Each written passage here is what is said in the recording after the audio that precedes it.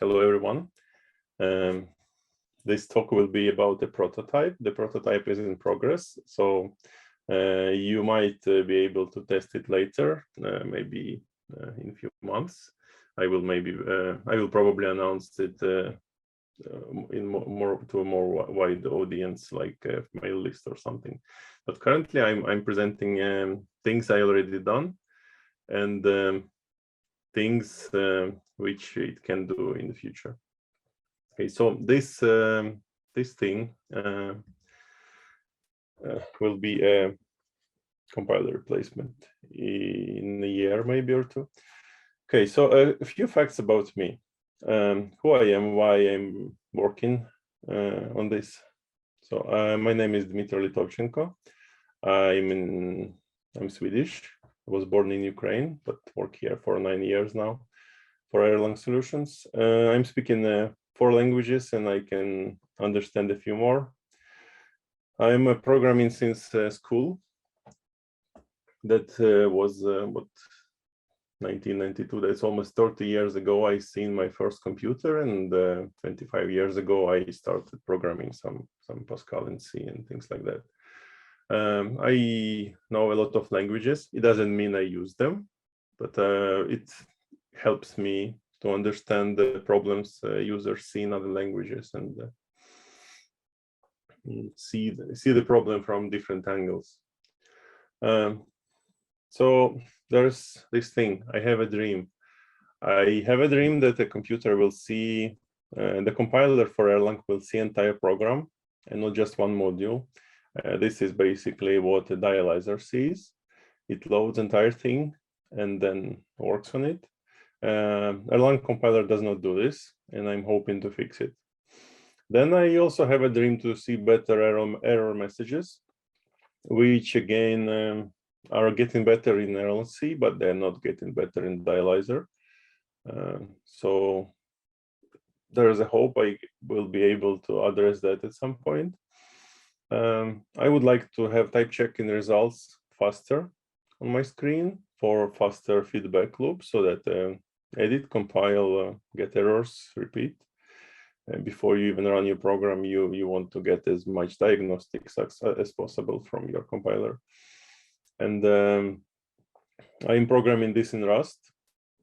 Why? Because it's faster and it's type safe already. It's static type language, which means if I ever have to change something drastically, like throw away entire group of modules and drop in new modules that I write on the fly, at some point it will compile and I will know that it will mostly work.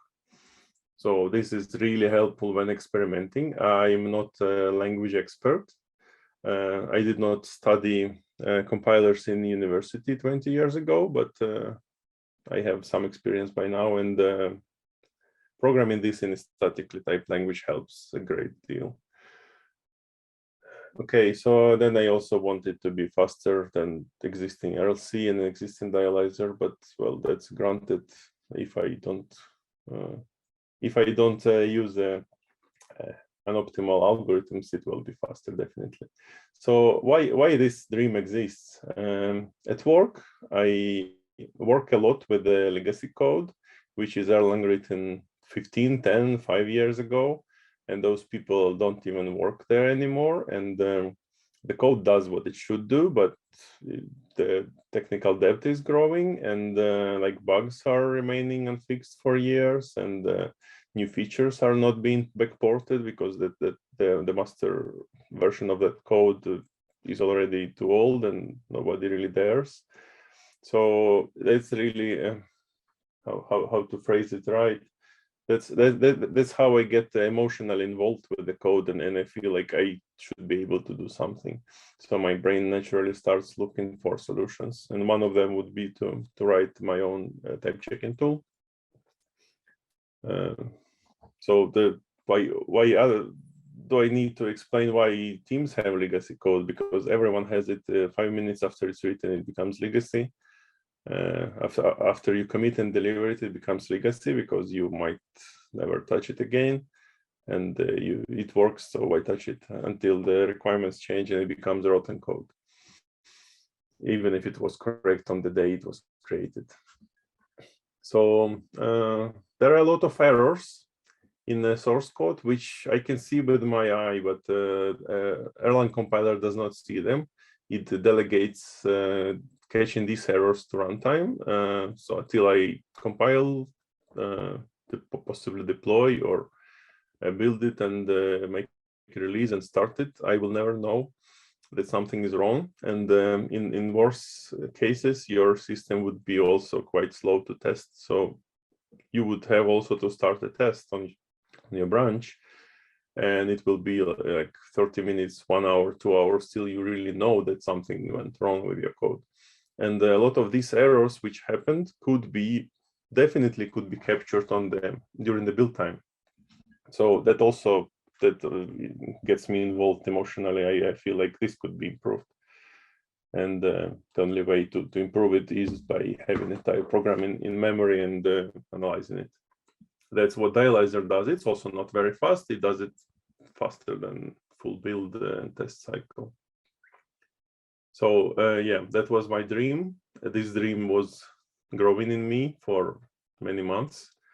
And earlier this year, like spring, I started this project. So is this too much to ask? Probably it is. Can I do this? Maybe most of it. But hey, it's a dream. I'm setting the high bar, and might eventually reach it. We'll see. Next year, I will present probably again with the prototype when it's ready. So what is this project? This project, currently, it's a compiler-like tool. It does not do the actual compilation, but it does all the stages before it. It takes some simple project file, which for convenience, I made my own. But I have general plans to work with the rebar config in the future or with makefile projects, just because that's what the customer is using where I'm working. And it's a huge makefile project with hundreds and hundreds of inputs, and I would like to support that as well. So it ingests the standard Erlang syntax. There are no changes in syntax. Maybe in the future, maybe there will be some new things to support. I will have to alter, maybe make a switch to the compiler to ingest syntax alterations. Currently, I'm parsing the standard Erlang.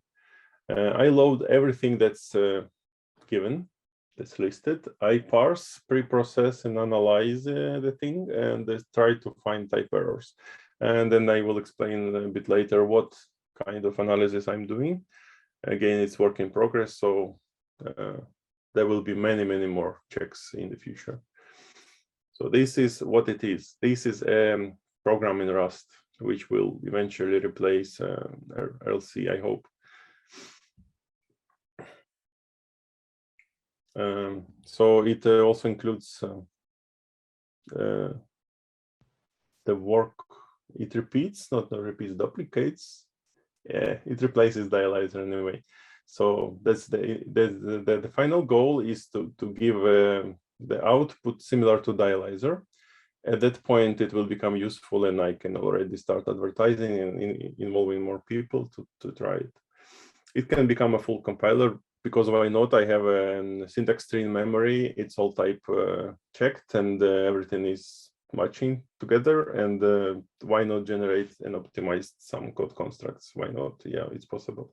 And the language of the tool is Rust. So why this exists? I explained a bit earlier. Because I work with the big legacy code, so it was more like emotional. I had a dream to fix the situation. So now this tool is born. I strongly believe that the world needs this. It exists in pieces. You can compile everything. Of course, this OTP system exists for decades. You have all the tools, but I want the tools to be faster and better. So it does not have to be a separate tool for type checking, because it's not as computationally expensive as it should be. At least even if I'm unable to replace dialyzer, I should be able to do most of its work faster and in real time while it's compiling. And I would like to print more reasonable error messages, like with suggestions. What can you fix? Which is the erroneous line, and what code I believe or my tool believes would be better. That's my great idea to report errors in a more detailed and nice way. And also the approach of original RC, which reads files one by one, it makes the full program analysis really hard, in fact impossible. It does not read the previously built files, it just compiles one and outputs, and that's it. And the dialyzer will do this. The dialyzer will read entire source and or entire beam collection and process it. So that's really hard to do for a compiler, and my tool is able to do that. How would it do it? If it still did the old approach, it would have to save and restore the state between builds, and it's not efficient, it's slow. So I'm rather having everything in memory and doing this on the fly. Now, the current progress. These are the stages you would expect from a compiler. The compiler needs to get some input. That's what Lexer and Parser do. In my case, that's one tool does both things. It does parsing at once together with Lexing. And then there is a preprocessor stage, which most of it is implemented except the function macros, like if defs and defines kind of work. So I'm setting that at high progress. And then there is Erlang AST generated from what preprocessor is returning. Then that Erlang AST is converted to core AST, which is almost similar, but some structural changes are applied to the source, namely the functions with multiple clauses are converted to case operators. But now I started doing type checking, and I in fact need all the data from Erlang AST for functions. I need every clause, and that's not really core. So I will need to find a middle ground so that I retain some info from the Erlang AST and be able to analyze my functions while outputting real core Erlang. And then there is Type Inference engine, which had two approaches. I will show them both on the next slides. One of the approaches was called off, because I think it's not really fitting the Erlang type system. And the other one I'm doing right now, which looks much more promising. So yeah. This is all incomplete, but after stage 4, when most of first 4 features approach completion, it becomes useful. You can run it instead of dialyzer. You will be able to process your program and output all the found type errors without building it. Then you would just run LC as usual. But the thing is that I have all the data in memory that is necessary to continue compiling, which I want to eventually do. I would build internal representation of the program. I would output some Beam assembly, and I would output some Beam files. So that is definitely on the menu, but after the prototype is delivered, which is somewhere next year. So the first approach I did, that was original approach to do Hindley-Milner type inference, which is the type system you observe in ML's type languages like Haskell or Camel, and Gleam, I think, does it, and what was the other one? Elm. So there are multiple languages which implement Hindley-Milner type system. It is a complete and what's the right word? it has to represent types precisely. It does not have type unions. So I tried to bolt type unions on top of Hindley-Milner, which kind of started working until I eventually found that I will also need the difference of the type unions, that did not look really pretty. So that's now in the master branch, and I might at some point look at it again, but I'm working in a separate branch, which will be more successful, successor to this approach. So I took a tutorial that was like a Hindley-Milner in Python, and I put it in my program, and I gave it my Erlang nodes of syntax tree, and I gave it my types of syntax tree, and it started coming together. I was able to infer types of some functions calling other functions, expressions, that kind of thing. And I was able to narrow types, like floats coming to integers, and they would make a float result and things like that. So that worked really well until it started getting really, really complex. So I put it aside. It's not deleted, it's just aside. It's waiting till I decide what to do with this. Then there is a second approach, which I started doing like some weeks ago. And that's a more relaxed typing, which is used by TypeScript.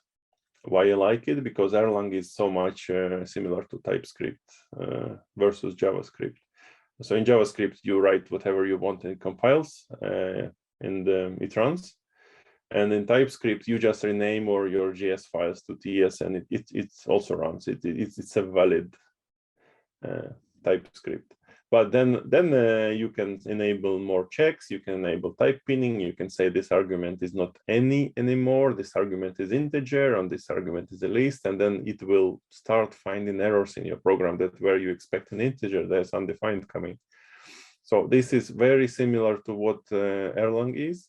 And I'm following then another tutorial, let's say tutorial that introduces how TypeScript does this, and building this on top of my Erlang types, building this on top of my syntax tree, and it is much simpler than Hindley-Milner. It allows type unions, it allows gradual typing. So I really like where I'm getting with this. And this is a separate branch. The branch is on GitHub. You can look at it if you wish so.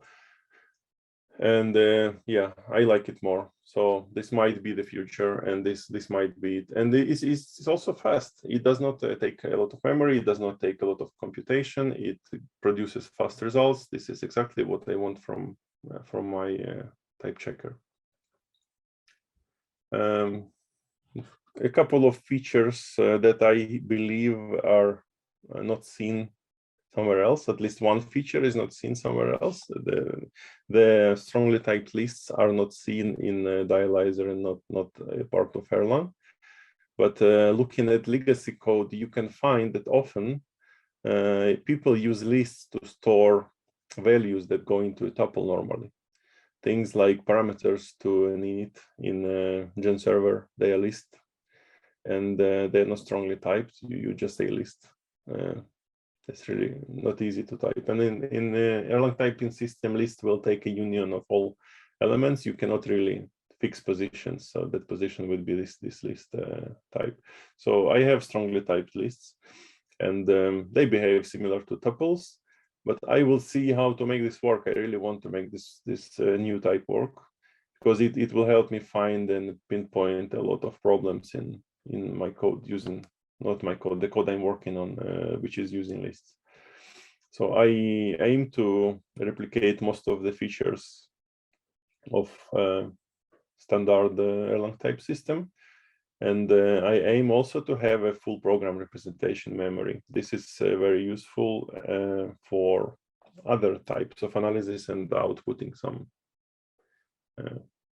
graphics and like code exploration. I would enable code exploration by outputting some sort of graph viz or some sort of GraphML files, which you would open in GraphML editor, and you would see all the nodes and modules grouped together and arrows and calls and so on. So this is possible when I have entire program data. So that is the current goal, to reach the feature set of Dialyzer, and at some point it will become a complete type checking tool, and then I will announce it again.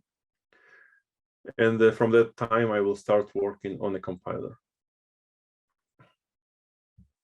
So some future ideas.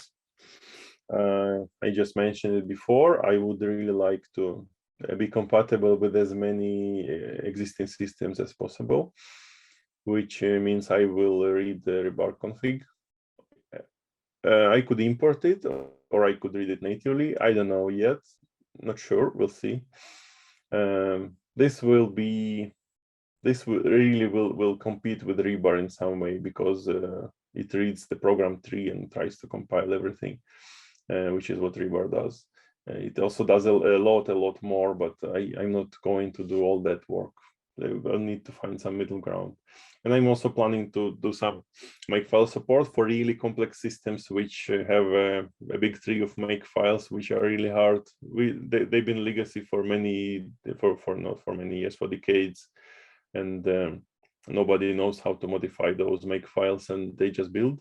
So I would like to somehow extract files and the compiler options from those makefiles, and use that as well to build.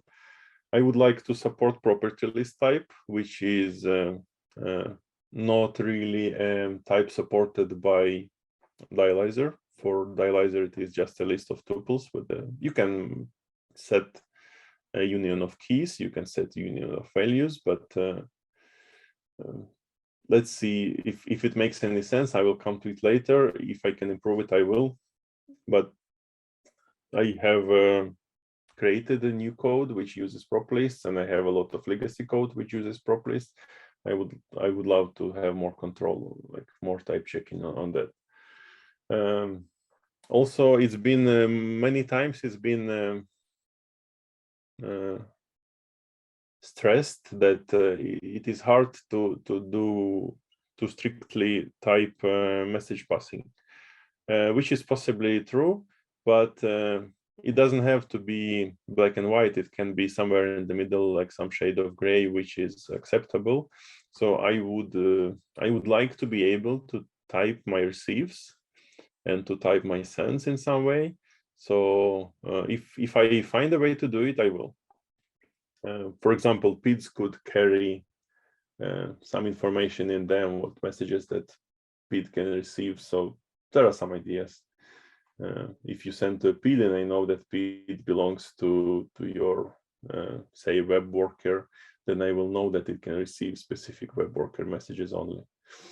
So that's a possibility that will come later. I would consider augmenting dash spec syntax. It's not on the menu yet. I'm aiming to support the standard syntax first, and not really touch anything else in the syntax, because that confuses people and people want to use it on their existing systems. So that comes later, maybe. We'll see if we need it.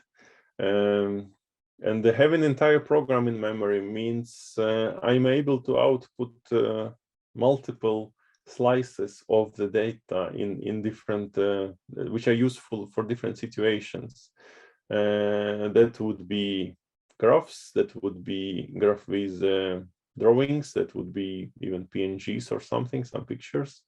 So there are multiple things I could output, and of course make it into a compiler. Having everything in memory and ready to be built, why not? I could totally build it, and who knows if I'm doing better job than RLC in the end. Maybe they like me and take my project into OTP. We'll see. So that's what I plan to do with it. When? That's the natural question. Everyone will, who is a little bit interested in this, they will ask me, when is this ready? And this is a long project. I'm playing a long game. I'm not really crunching it in my every 3 minutes. I'm doing it slow and steady, taking breaks and thinking in between. So the prototype is estimated somewhere spring, summer next year. The prototype would include everything that was on the feature progress list up to type checker. So I will be able to ingest your program and output type discrepancies, type errors like dialyzer would do. And then I would start working on the full compiler, which is, I have no idea how long this takes. Maybe another year, we'll see. Maybe faster, maybe the project gains traction and I will have like a couple of people join me, or maybe the Erlang Foundation will be interested and they give me grant and I can work on it more and hire a person or something like this. We will see where this goes. But of course, for this to happen, I need to present results. So I'm working to present the results. I'm working to deliver something. And then the second question is where? This is on GitHub. The master branch is a couple of months old. That's the Hindley Milner implementation, which is looking good, but it's getting more complex than I would like it to be. So I left it waiting and I started work on the bidirectional types in a separate branch that's more fresh, more recent. So there's great code churn because it's Rust. It allows me to throw away entire modules, rename, replace, and refactor entire great pieces of code and types, throwing away entire structures and fix it quickly in the span of same evening. So there would be multiple files, code churn files could be deleted, moved, and so on. So don't do, if you want to contribute even anything, don't do big contribution. Code is changing. Be careful with that. So there's that. And thank you for watching. Thank you very much, Dima. Let's give Dima a big hand. Turn on your cameras.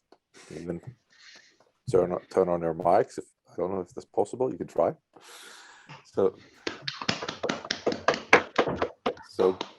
great stuff, Dima. This is really looking very interesting. And let's see if we have any questions. And while looking at that, reflection from my side, what I kind of like with this is that your aim is that the code should be, you don't need to change the code. I think that's been a problem with some of the experiments around typing for Erlang, that you need to annotate the code, or you cannot just take your existing code and run it through. So I think that's a crucial feature that should be in place. So in Hoover, let's see, do we have any questions in Hoover? No, we don't. We have one question. Any questions from me, but that doesn't count. So I'll leave the word open to, because I see a lot of distinguished people in the room who know a thing or two about compilers and the Beam and about OTP and Erlang. So I'm sure there are loads of questions in the audience. So who wants to go first? I have a question. Thanks for the talk. I'm a bit disappointed because I thought the prototype was ready. So that's like a teaser, but we cannot use it. Yes, my question was about feedback. So there is this whole program optimization that is opened, and that will be absolutely great for inlining cross modules, and that is missing right now. But I was thinking of IDE and immediate feedback about the types error. Would it allow that? Can you repeat the last phrase? What's that? So if you want immediate feedback about the type errors or any errors of the static analysis, could you have them in the IDE, as you type?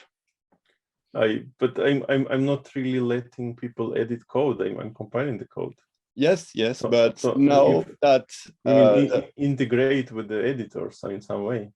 Yes, but that's the point. Now that compiler, if you look at Clang, for instance, architecture, that compiler as a service, and they are designed to be able to give quick feedback about a file, even if it's not entirely typed. And so it has to be parsing error tolerant, for instance, so that if there is an error, somewhere above where you are editing, it doesn't necessarily ruin all the rest of the parsing and so on. And so have you considered that, or it's just old school offline compiling? Yeah, well, I start with offline, but that sounds like a language server protocol or something like that. Yeah. If at some point, well, there is already a language server for Erlang. If at some point the people will come to me and give me feedback, like let's give a language server, let's make this happen.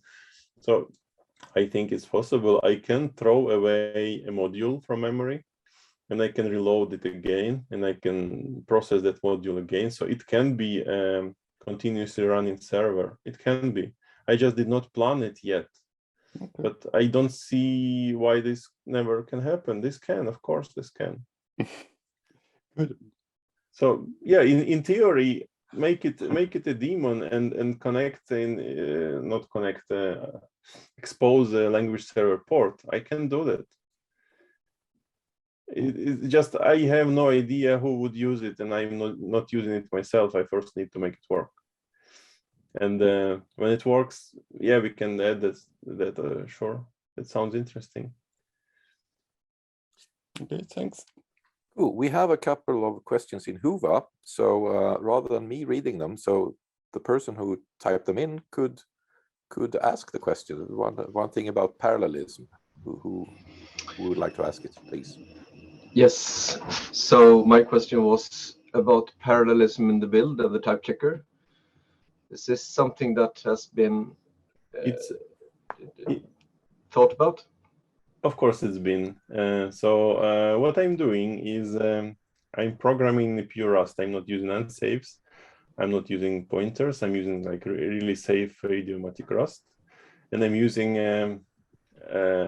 what's that? ARC, atomic ref counted memory, which is thread safe.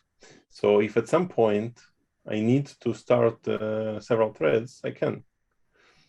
It will ensure that the compiler of Rust will ensure that my code is safe. But I'm ready for that. I'm not doing it in multiple threads today, but I'm ready that at some point I will spawn multiple threads. Yes, the structures I'm using are thread safe. So it will come, absolutely. I don't think it will be a lot of extra work.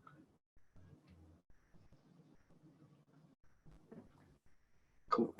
Okay, we have one more question here in Hoover around many. I mean, if you have many dependencies, who would like to ask the question? That's me. That's me. Yeah. So Dima, if you have a massive dependency graph, you have a ton of dependencies, then every time you compile, you would then, as I heard you would compile everything again in memory. Wouldn't it be smart if you took the dependencies that are not likely to change all the time and cached the type analysis for those, so that you could just load them into memory when you come around to that again? Yeah, at least I would be able to cache syntax tree. The types, maybe the synthesized types which are coming from the AST leaves up, these types do not change. So maybe I would cache synthesized types, I would cache syntax tree, and that would all go into some sort of program database or some sort of like that. So yeah, well, currently I'm loading everything because my tests are tiny, but I will have to cache. Absolutely, yes. So it comes. It's not even a question. Yeah, of course, it has to be fast, and I will just need to figure out where to store my temporary files so that people don't go mad at me. Maybe some sort of global for username, maybe some sort of local per project. Maybe a mix of those. Like Dialyzer stores PLT, nobody knows where they live, and they live in a different place on every computer, and people like it's only it improved when Rebar started supporting Dialyzer. Then I stopped caring where my PLT files are, but it's always been a puzzle. Where's PLT today? Do I need to rebuild it again? just store the information in a wiki somewhere, then it'll be forgotten forever. Yeah, /tmp maybe is good enough. More questions.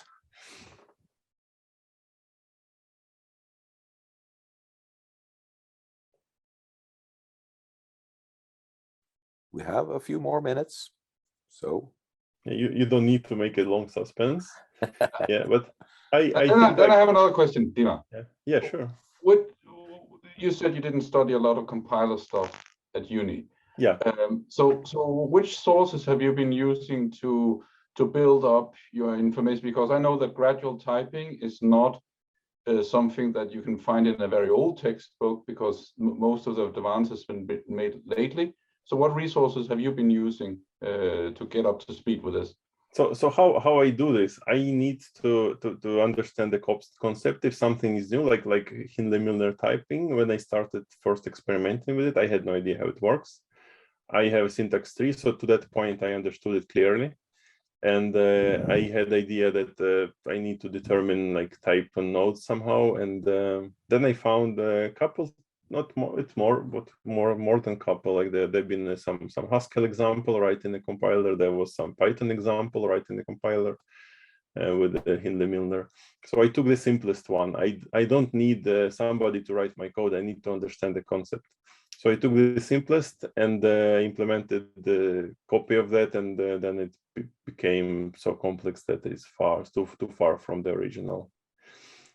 Just to understand the concept. So that was for Hindley-Milner, and it was showing good results. I really liked it. It was like able to go into the calls. It was able to extract types from functions, and so that was working really interesting.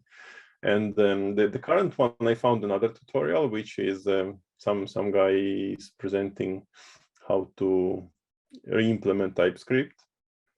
And why it caught my eye, because TypeScript is very similar. TypeScript to JavaScript is very similar to what I'm trying to do is to Erlang. It's exactly the same source, but which is type checked with the types calculated and compared. So yeah, I took a tutorial and like few fragments, like I don't know, dozen of lines from it, and then they got it going. Then from there it's straight line. It's very simple. It's easy to understand where it goes. Okay. We have one final question. If you can answer that very quickly, Dima. So why Rust in half a minute? Why Rust? It's strongly typed. I like it, and it's strongly typed, and it compiles to native code. So it's really great for writing compilers. Similar to Haskell. Haskell is amazing for making compilers. It's super good. It's not good for much else, but compilers it shines. And Rust is similar. It's also a strongly typed language. It's great to parse. It's great to represent syntax trees. It's great to refactor. It's amazing to refactor. So, and I'm doing refactor a lot. I'm moving files, I'm moving symbols, I'm moving code a lot, and it has to build. And in Erlang, that would be impossible. Erlang will allow everything and then crash. So in Rust, it will not let me go until I fix my refactor. So that's why it's great for compilers, and it's easy to refactor.